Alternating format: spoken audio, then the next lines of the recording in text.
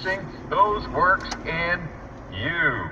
Now, we need to understand that it is better that Jesus went back to heaven and sent the Holy Spirit.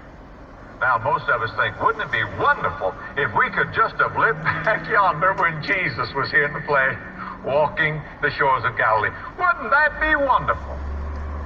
Friend, we have the advantage over Peter, Paul, and James, Matthew, and Bartholomew. We have the advantage. Now, I know we don't intellectually believe that, but it is true. Let me prove it to you. John 16, verse 7. Nevertheless, I tell you the truth. Now, Jesus is speaking. Nevertheless, I tell you the truth.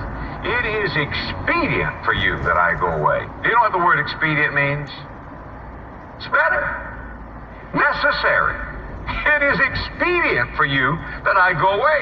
For if I go not away, the Comforter will not come unto you. But if I depart, I will send him unto you.